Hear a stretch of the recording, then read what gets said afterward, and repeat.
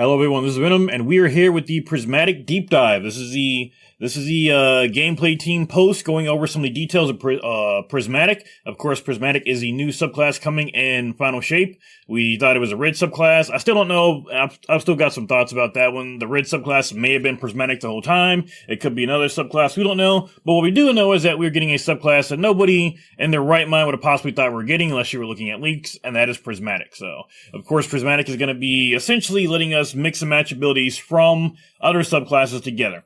Now, we were, and when I say we, me and Hex were debating on whether or not there would even be a point to running any other monotype subclass out of this, but looking at what we have available, I'm not too worried about that anymore. Looks like there are going to be some limits on Prismatic, but it's still looking pretty good. So let's go through the insight, and we're going to talk about some of the mix and matching combination I've seen here. It says, hey Guardians, gameplay team here, starting with the release of Stasis and Beyond Light 2020, continuing with Subclass 3.0 during the year of the Witch Queen, and most recently with the release of Strain and Lightfall, we've been hard at work building out the full kit of abilities, aspects, and fragments that you've assembled into your perfect monster slaying machine.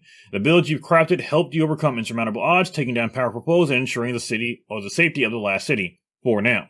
With the Final Shape blooming, the threat has never been more imminent, and the stakes have never been higher. We knew that if humanity was going up against the Witness, we had to pull out all the stops. Or another way to put it is, if Bungie's going up against Sony, they gotta pull up all the... I'm sorry, that was me. But it is not untrue. It is not untrue. You could very easily change that from, humanity versus a Witness to Bungie versus Sony. But again, I love the devs. The execs. It's their fault, but I could not help that one. So, we're continue on. For the first time, players will be able to wield the power of light and darkness simultaneously, unlocking combinations of abilities never before possible. Today, we'd like to give you a brief overview of the Final Shape's new Prismatic subclass. Yada, yada, yada. So basically goes through with saying that it describes Prismatic, and of course we went over that earlier. But the big thing is it actually shows what it is you can mix and match with it. And it's not just, an infinite amount of abilities. There are limitations of what we're going to be able to do. Now you can see here, it's got two transcendent things here. I'm guessing that's a grenade. I don't know what that is. But these are apparently abilities that are unlocked or that are used when you're transcendent or when you're in transcendent. So those are specifically for the subclass. Now, if we go ahead and scroll or look a little bit further down, you can see fragments. We've got a lot of fragment slots here that are currently unlocked. It looks like there's 5 fragment slots. There's a lot of fragments down there. You can see clearly that we've got some mix and match abilities here. We can see some stasis abilities here. We can see solar. We can see void. And if we actually look here, it actually shows all the different abilities we will be able to mix and match for each subclass. So originally I thought it might be everything, but it looks like there are some limitations. That is both good and bad. I was hoping for kind of a literally unchained Prismatic, but this also keeps those monotype classes still viable as well. So it's not like you just have free reign, and I still think Prismatic is going to be the most powerful subclass, hands down now, especially with so many combinations we're going to have with the exotics, and I'll talk about that later, but it is not just unlimited. So for example, let's go ahead and take a look at, we got the Hunter right here. So you can see for Super, we got Storm's Edge. I believe that's the new one that's coming out. We've got, for the Solar, we've got Golden Gun for a Marksman, so that's going to be a pretty good one, pretty popular one. The preferred Blade Barrage myself, but that's just me. Golden Gun will be a really good damaging Super. Of course, Stasis only has one, it's Silence and Squall. We've only got Silk Strike for the Strand, and we've got Deadfall for Shadow Shot, so that's going to be pretty good. Of course, we've got all of our different dodges. We got the Acrobatics dodge, Gambler's dodge, and Marksman's dodge. All the jumps to include Blink, and then we get into the actual abilities that we're going to be able to use. Now, we've got Combination Blow for the melee ability. We've got Knife Trick. I personally would have preferred Exploding Knife, but Knife Trick's not bad. We got Withering Blade and Threading Spike, because of course those are the only things that we have for those classes, and Snare Bomb, which again, the only thing we've got for Void. Now, as far as the grenades, I thought we'd have access to all the normal grenades. We don't. So we still got very specific grenades we're going to be allowed to use for the subclass. We got Arc Bolt for Arc. We've got Swarm for Solar. We've got Dust Field for Stasis, which is personally for the Hunter the best one. We've got Grapple, of course, and it's going to be great for Hunter because not every subclass has that one. In fact, if you look down here on Titan, they've got Shackle, and the Warlock has got Threadling, but we'll get there. So we got Grapple for the Hunter. We've got the Magnetic Grenade for the Void one. That's a very interesting choice. That one, I don't think I've ever used that one before. And for aspects, we've also got the new aspect here. Looks like there's going to be a new one for Arc. It's called Ascension. We got no idea what it does yet.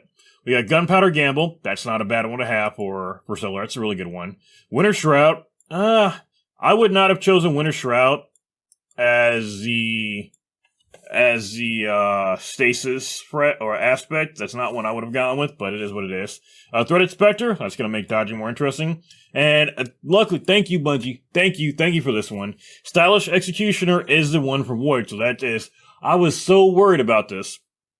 You know, they were showing the videos of all these different combinations. I didn't see any hunters going invisible. I didn't see them using Stylish Executioner or anything. Stylish Executioner is going to be the Void aspect, so that's going to be very, very, thank you. So we're definitely be able to get my Invis Hunter. It's definitely going to be useful. Now, they did come out and say that they change it to where the abilities for some of these fragments are going to work with all the abilities. So, for example, Stylish Executioner should work with any ability kill. They did go and talk about that a little bit. We're going to talk about that down below as well, too. But they did tune these for Prismatic to work with all the other abilities on here, even if they're not from that subclass. So for Stylish Executioner, you would turn invisible when you kill an enemy with a Void debuff. Well, this would work with any debuff here. So whether I kill something with, Incineration, or that was incinerated, or, anything with a debuff should die.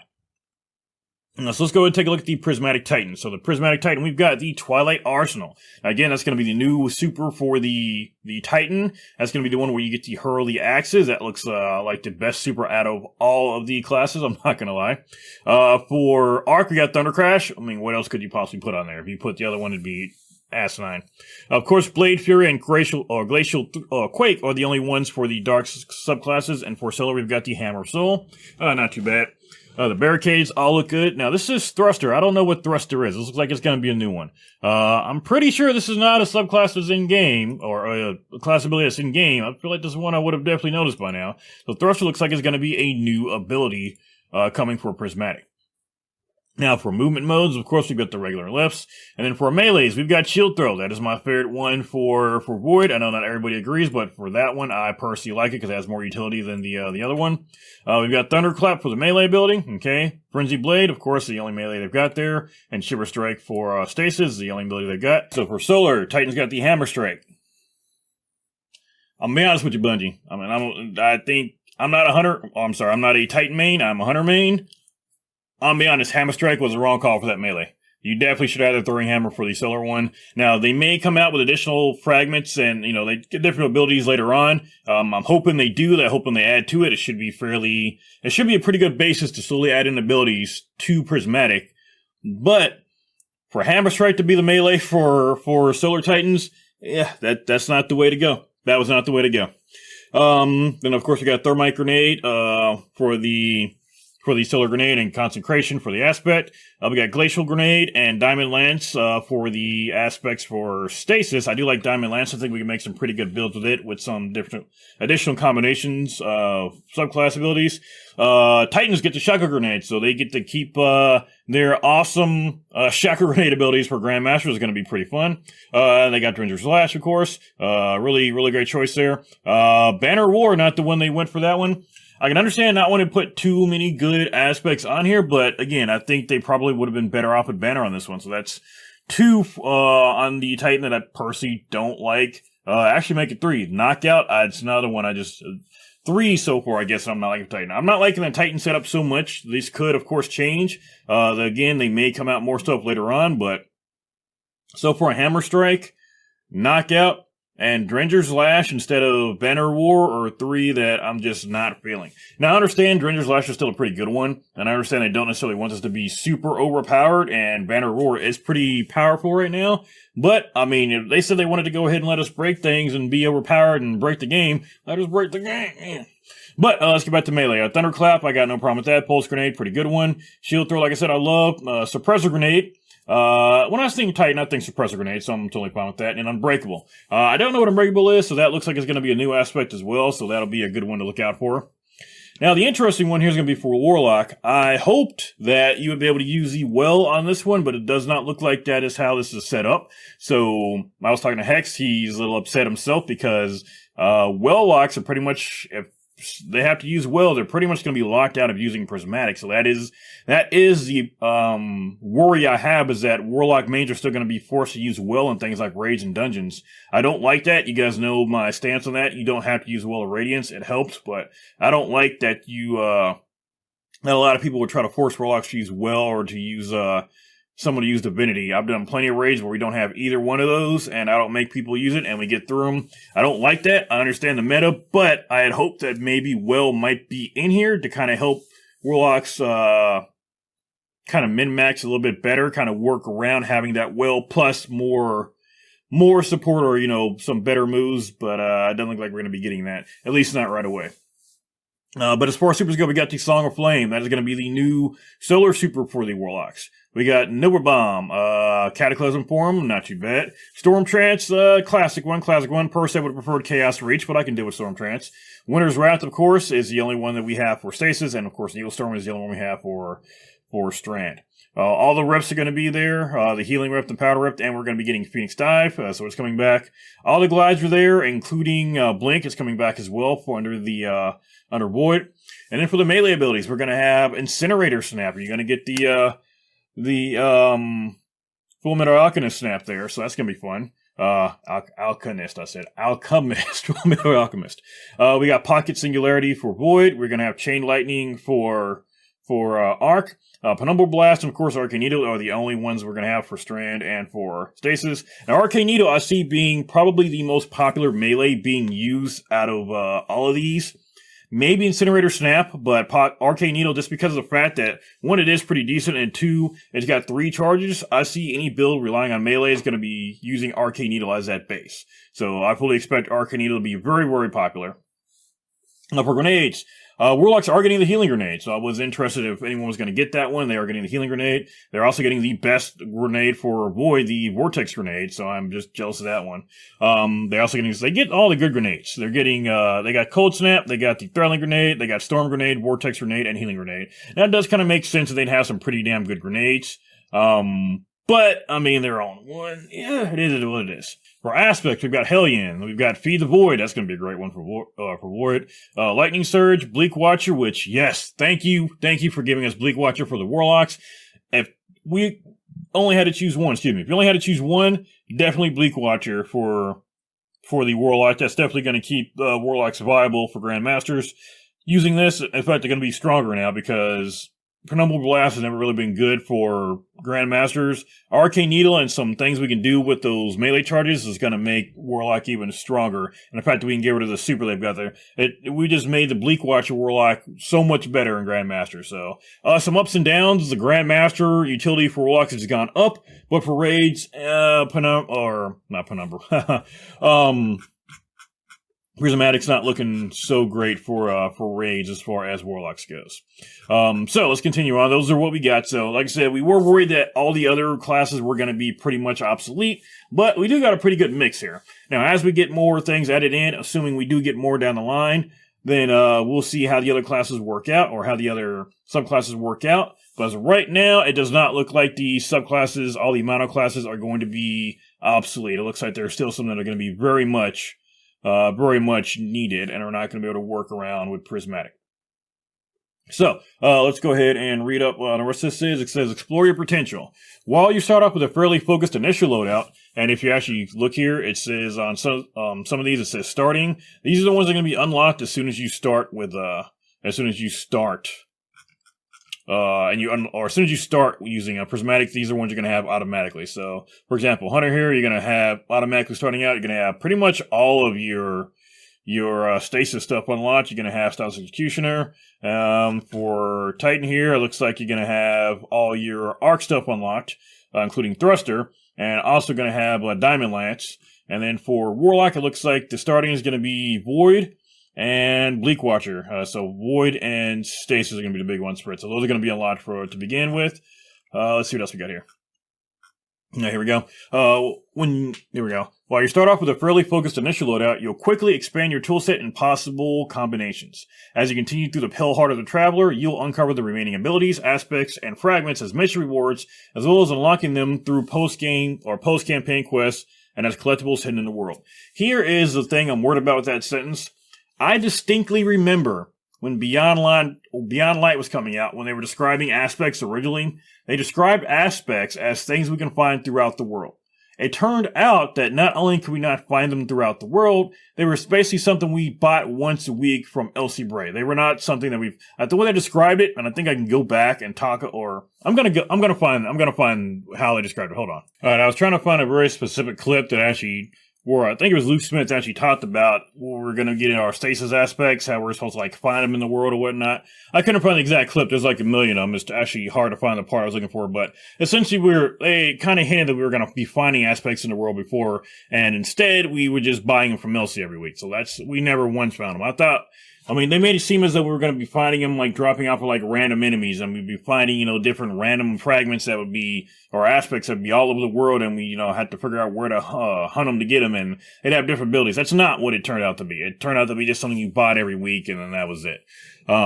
Hopefully that's not the case here. Hopefully we actually get to unlock these, like, really find them throughout the world. Hopefully it's just not just buying crap from a vendor like it is from Strand or like it is or was from LC. I wouldn't mind that, but when they say we'll uncover the remaining abilities and fragments and mystery rewards, hopefully we're actually doing some missions, not just getting a bunch of drops and buying them. I don't know. Again, the class looks pretty good, but the way they describe things sometimes is not necessarily how it gets released. But continue on. It says, our ultimate goal is that as you progress in your journey to save the Traveler and humanity,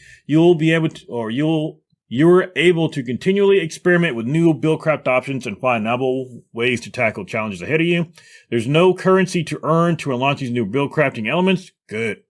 When you find a prismatic chest in the world, or after a particularly rough battle, they're immediately granted and available for you. Wait, prismatic chest. Okay, there we go. So this might alleviate some things. So it looks like we can find a prismatic chest, and I'm guessing it's going to have one of those fragments or aspects in there. So that's good. Part of building Prismatic was ensuring that every option and combination felt viable across a variety of content and difficulties. So most abilities you've seen here have also had tuning paths that we'll share in more details in the lead up to the final Shapes release. Aspects that were damage type specific have had the requirements loosened using Prismatic. Here we go. For example, Diamond Lance and Feed the Void activate from ability defeats of any damage type, not just Stasis and Void. Thank you. And Stylish Executioner activates when defeated an enemy afflicted by any elemental debuff, not just Void. That is going to be amazing. That is going to be amazing. This is break past your limits. Prismatic is more than using familiar abilities and new combinations. We also wanted to create new gameplay to showcase the player's newfound mastery of the elements. Enter Transcendence. It's the result of the collision of light and darkness that your Guardian can now control and enables the use of never before seen power. When you're using Prismatic, you'll notice a new bar below your super energy meter. This is a new indicator for the Transcendence light and darkness meters. Sorry, I got the hiccups really bad tonight. Now here is the question. Now, I saw during these streams, and you can actually see it here, I'm going to play it here. In Prismatic, you can see in the gameplay that the meter is like, both sides are kind of going up at the same time. He's not doing light and dark damage, though. He's just attacking with his weapon, so I'm guessing that might be a setting they've got because they're testing it out, but as far as I know, we should actually have to do actual light and dark damage to build those meters up. So I think part of building up your subclass, or part of building up Prismatic, is balancing those abilities and balancing the damage types you're doing as well. So we'll see how that works out. Maybe they're just gonna, build up like a super regardless of what damage type you're doing. Maybe you do actually have to balance out your stats. Maybe you can have a bar that's lopsided. You have complete, dark energy filled up, but it takes you a while to build up your light energy because of the way you set your class up. Who knows? But that's just one more aspect to build crafting, and I can't wait to get into it. When you deal light aligned damage, arc, stellar, void, or apply light altering buffs or debuffs, or apply them. The light bar on the left fills. When you deal dark, the one on the right fills. Kinetic damage fills both bars at a reduced rate, but that rate increases when either bar is filled, making a solid choice to help a logging bar catch up. So there we go. That's what it is. I'm starting to get annoyed myself now because I'm asking questions, I'm answering them like in the next sentence. It's funny. But it looks like kinetic damage fills up both, so that's cool. When both bars are full and meet in the middle, Transcendence is available. While Transcendent, your melee and grenade energy are instantly refreshed and generate more quickly. Dealing damage with a grenade increases your melee regeneration rate and vice versa. Your weapon damage is slightly increased, and you are more resistant to incoming damage. So it's almost like being in super light. You're not using your super, but it's like being in light super. Our goal for Transcendence, both in terms of uptime and optimacy, is that it feels like a miniature super that's only readily available when your loadout and playstyle interweave light and darkness together in harmony. Being Transcendent also allows you to break the shields of special combatants standing in your way on your journey through the pale heart of the Traveler. These combatants that have been bound by the Witness are invulnerable to incoming damage otherwise. So it looks like for the actual... So this right here. So this almost sounds like it's a champion, but it's only going to be able to be damaged when you're in Transcendence. So maybe not quite a champion, but I am worried that these enemies might find their way into other aspects of the game besides the story. Imagine having to use Prismatic to do a Grand Master, because you're going to run into some of these enemies that are only defeatable if you're in Transcendence. So we'll see. Might be reading too much into that one. We'll see how it goes. And again, I'm not saying I'm against any of this right now. I'm just speculating. There's a lot to speculate on right now, so I'm just kind of thinking where we can go with everything. In addition to these boosts, while Transcendent, you also have a new grenade, one unique to each class that deals both light and dark damage types. There we go. So for Hunter, we got the Hellfire Spike. Throw a device charged with stasis matter and soul energy that attaches to surfaces or targets and then erupts into a slowing storm. After a short duration, the device ignites, creating a deadly scorching cyclone. It's going to freeze and burn enemies. I love it. Titan Electrified Snare. This is basically going to be an arc and a strand grenade. And then Warlock Freezing Singularity. It's going to be a void and stasis grenade, so I like it. Alright, in Multitude. So this is going to be talking about the fragments. I'm going to skip most of what this says, because it basically says that they've added some new fragments, and they've changed the fragments from the single damage types to work with all damage types, basically. So I'm going to go over the different fragments we've got right now. As of right now, as far as I know, these are all the fragments we have available. Of course, they'll probably add more later on as we go, but as of right now, these are the ones we got. So first off, we got the Facet of Balance. Rapidly defeating targets with light damage grants melee energy, and doing that with dark grants grenade. We've seen that before with some perks. We got the Facet of Bravery. Defeating targets with grenade grants volatile rounds to your void weapons.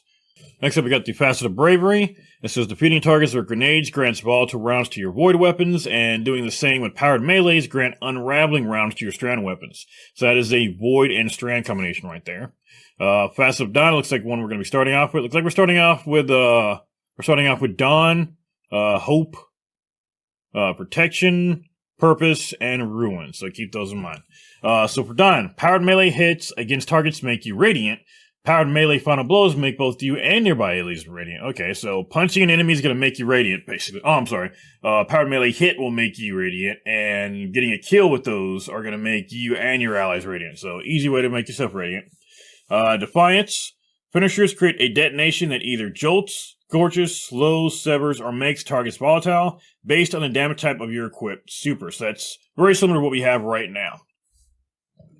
Passive Dominance. Your void grenades weaken and arc grenades jolt targets. Okay, that's the arc void one. And the combinations aren't just for light and dark too. These are two light subclass types here that are working together. Defeating targets while Transcendent creates orbs of powers for your allies. Okay, that looks like a really easy way to make orbs. That's for Facet of Generosity. Facet of Grace. Damaging targets with kinetic weapons grants you Transcendent energy. Defeating targets with your super grants you and nearby allies bonus Transcendent. So it looks like if you don't want to balance out your subclass, you could also just toss on a Facet of Grace and just use kinetic weapons to boost up your kinetic energy. So that looks like another easy way to boost that up. Facet of Hope, a starting one. While you have an elemental buff, your class ability regenerates more quickly. Already seeing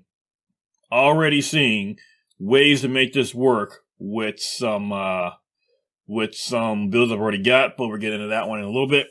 Facet of Justice. While Transcendent, your ability final blows explode. That's going to be pretty fun. We got Facet Protection next. While surrounded by enemies, you're more resistant to incoming damage. That's one straight from the Arc subclass.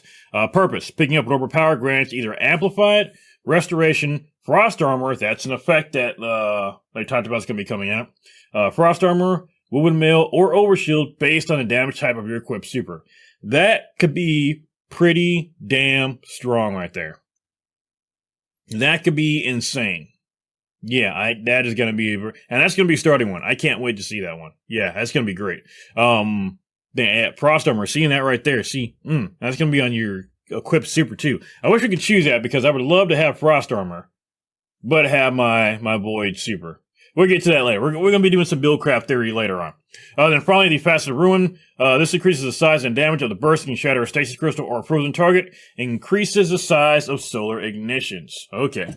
And here at the end it says, for everything listed as starting, it says indicates abilities that are unlocked in your starting prismatic build during the first mission of the final shape, and of course we will unlock them more as we go. So, yeah, as of right now, that has given us a pretty good idea how prismatic is going to work. We are going to immediately begin doing some build craft. So I have already got some ideas. I was initially worried, not because I couldn't think of some builds I could make with prismatic, but because there were so many combinations and we didn't have any restriction on what we could possibly use. We didn't have this chart. We didn't know what aspects we'd be able to use, what abilities would be available. And there were so many. There's so many in the game that I had no idea where to even begin with making builds. This, at least, while I'm not necessarily happy that we are limited in some, and some of the aspects aren't ones I would necessarily choose, but having these charts will at least give me an idea of where to start with some of the builds at, and I can start with some of the builds that I've already put out and modify them. For example, just as an example, in fact, this is probably going to be the first build I'm going to put on my channel. I'm going to call it a theory building or something.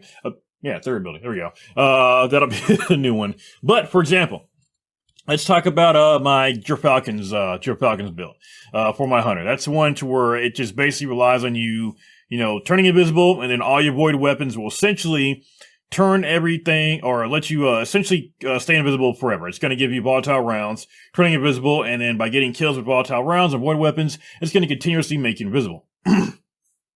Now, for that one, you just need void weapons, and you just need to have one Stylus Executioner, on a void subclass. However, that does not mean that your melee or grenade were necessarily very useful. In fact, technically speaking, while your grenade, it's good, but it didn't really necessarily play into the build. But the melee itself also didn't play into the build. The melee is fine, it's a smoke bomb, but it's not really going to do much for you for the build. It's not what the build relies on. It seemed kind of like some leftover power, like I could do more with that, but there was nothing in that build that really let me use it. Yeah, technically I could toss a smoke grenade to help me get, my invisibility back as well, but I could do so much more than that. I could do a lot more. And instead, here we've got the grapple grenade. I could probably toss on the grapple instead to help with that. I'm sorry, that's for the grenade. For the melee, I could use Threaded Spike instead, or Withering Blade. Since Stylus Executioner works with any ability kill, tossing a Withering Blade would essentially be a lot better than using that smoke bomb. I can toss that, take out a bunch of enemies, and that'll make me invisible right there. Or Threaded Spike, I can hit even more enemies with that. Now it's a bit weaker, but I can get a lot more enemy hits, and the more I hit, the more I get that energy back too. So I got a lot more wiggle room for those builds. So this is gonna be pretty crazy to look at. So yeah, so that's gonna do it for today, guys. This is on the Bungie.net right now. You can take a look at these charts. This tells you what abilities you're going to have and what fragments you're going to have. We can go ahead and start. And I'm going to start, right after this, start my theory crafting, start my build crafting for final shape. So we're going to get into that. I am actually excited to start this, and I'm going to get started immediately. I'm going to do a few rounds of Onslaught, and then I'm going to hop right into this. We're going to start with our Gerfalcon's build. We're going to start with our invisibility build, so I can't wait. So, that'll do it for today, guys. Thank you all for coming by. If you like it, like it. If you loved it, sub. And I will see you guys on the next video.